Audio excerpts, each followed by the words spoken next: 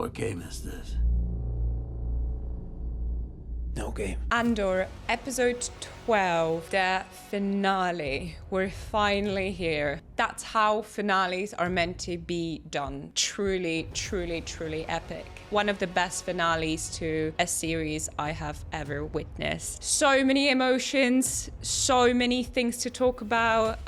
Let's dive right into it. So the opening credits, every time they start, there's just so much emotion in the score. Nicholas Britell is one of the best composers out there right now, one of the most promising guys in the industry, and his score has been great throughout the whole series, but in this episode particularly, it was just something else. If you haven't heard any of his work, make sure to check him out. He's really, really, really good at what he does. Everyone's back at Ferrix, as I predicted. We have Cyril there, we have Luthen, we have Dedra, we have Andor. Everyone's at Ferrix, even B2 made an appearance, and I found it very interesting how we're back in Ferrix. So we started at Ferrix and the whole series took full circle to go back right where they started. They saved so much time and so much probably money on just going back to where everything started. There was no time wasted on introductions, the new characters, new planets. So what series managed to capture, and it's most specifically in this episode, is how sinister, how evil the Empire actually is. So, you know, back in the older Star Wars, yeah, they're the bad guys, but there was something very childish, almost like cartoony.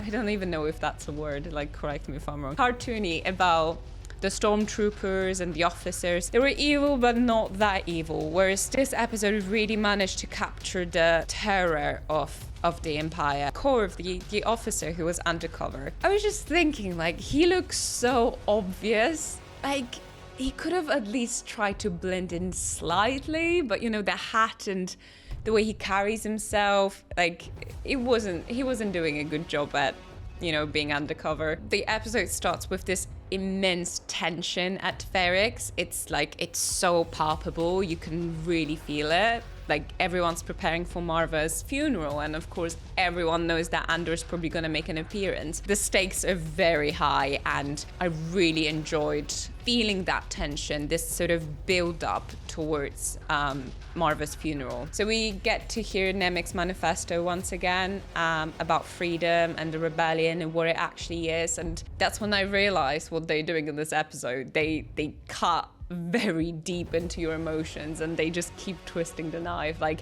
at that stage I was fully emotional and just really feeling the pain and the struggle and rebellion and everything they must sacrifice in order to do it, and everything felt very epic, very emotional, but it still managed to stay on the side of not being cheesy or pretentious or just like, oh, this is a bit cringy. It's not cringy at all. It actually talked about some real relatable stuff that, but a lot of places, a lot of people actually feel the emotions that Nemik describes in his manifesto. Yeah, it's universal truths that we were taught and reminded of. It was very beautiful. So Dedra wants Andor alive. So there was a Krieger kind of massacre. We didn't get to see it, which was okay. I thought that would have been a waste of space and time for us to kind of see that. So that was absolutely fine. She's being told, like, she needs access. If she wants to have a conversation, she needs to capture our access, which obviously is our Stellan Skarsgård, aka Luthen. I find it very interesting because Luthen wants Andor dead. Dedra, the Empire, right? She wants him alive. And once again, we're here with this juxtaposition of good versus evil, bad guys versus good guys. Who actually is good, who's actually bad in this equation? If we think in those terms that killing someone is probably one of the worst things you can do to a human being, Dedra's less of an evil in this equation. It's actually rebellion. It's Luthen who's playing with the dark forces. I loved how the anvil represented the start of the series, and here it kind of represented the great finale. again, going back to this idea of the full circle, in a way we've been given a glimpse in episode 1 where the series finale is going to take place. So something that represented in episode 1 like a start of something, it was done in the same way for the finale. The anvil represented the start of the end, as well as Marva's funeral and all the events that were set in motion. The funeral itself, perfectly choreographed. I really enjoyed how the music and the rhythm perfectly mirrored the tension and also the editing between all different fractions in the scene, and editing was just so on point, perfectly captured the anticipation of what's about to come. Like you didn't know what to expect at that point. Obviously Andor had the high ground. He was always observing everything. He got a very clear picture of what's happening. The high ground, low ground, it's a recurring theme in the Star Wars universe.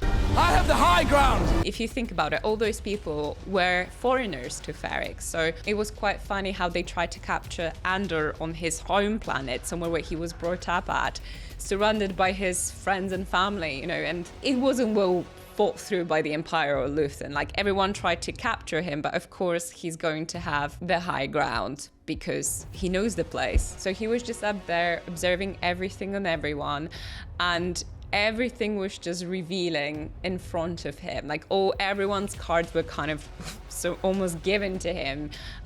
So there was no surprise element. They forget about it. There was no chance for him to be... It's a trap! B2 in the middle of all this. It actually made me giggle. Like, there was so much tension, so much, anticipation about what's about to come. And I must say, I really enjoy the fact that this episode was so unpredictable. And normally, I must say, I'm really good at this. I'm really good at predicting what's going to happen. But in this finale, I had no idea what I'm waiting for. What was quite interesting was that we, as an audience, we knew everyone's plan apart from Andor's. So we knew what Deirdre's intentions were, we knew where they were stationed, we knew what Luthen's plan was. But the only person we actually weren't aware of, or what he's going to be other than rescuing Biggs at some point, was actually Andor. Biggest highlight, Fiona Shaw's last delivery. And I'm so glad that we had this one final scene from her, and even though we didn't get to see her die, I knew she's gonna make a comeback. She's not there, but still she's kind of working as this one major distraction to Andor to succeed and for the rebellion to form. So, even after death, she was still a beacon of hope and inspiration. And she's speaking to everyone there. She's managing to reach everyone's hearts. Luthens, Empire, people of Ferrix, everyone hears and gets something out of this message. She started a real rebellion there, and everything that followed afterwards was just a massacre. Cyril saves Deirdre. That was it was very interesting scene because she was in such utter shock. I talked about Deirdre before, how she comes across as one of the most terrifying people on screen because she doesn't smile, she doesn't blink, she shows no emotions. In this scene, she was just completely stripped of her guard that she kind of kept having throughout the whole series. So this is actually the first time ever we get to see her humanity, and it's unsettling to see her vulnerable self, and the fact that Cyril is part of it is it was just so sweet to witness, and I'm glad they didn't kiss. Obviously that would have been just a bit too much. I'm very curious what's going to happen with her in the future. Perhaps she leaves the Empire. I don't know, but I'm very curious to see how this event affected her. I really hope the creators won't let it go unnoticed. I really hope they're not just gonna make her come back to, the usual self, the evil Deirdre. I hope she's going to be more of a human. I'm very looking forward to seeing her trajectory. This episode wasn't focused on Mon Mothma at all, which was absolutely fine. There was enough happening in Ferrix, and we have seen enough of Mon to know what she's dealing with. That's why we didn't have to waste the time with that. She's confronting Perrin about his gambling. Then her daughter meets future husband. It's fine. I didn't need to see more than that. So Cassian helps Bix and his friends to escape, says goodbye to B2, which is quite touchy. Then of course, he faces Luthen and he's offering him his life. He's ready to die. Of course, we know Andor doesn't get to die till Rogue One. What I think happens in that scene is that Andor, by offering his life to Luthen, shows the ultimate sacrifice he's ready to put for the rebellion. And obviously, the cherry on top, we finally get to see what prisoners of Narkina 5 have been building this whole time.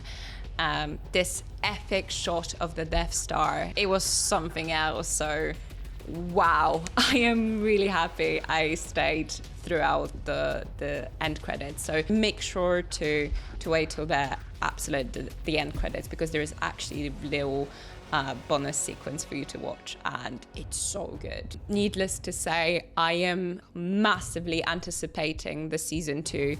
I'll be reviewing the whole series with Dan next week, so make sure to check this out. Let me know in the comments what other interpretations or what other things you actually got out of episode. There was so much to get out from there. Yeah, may the force be with you.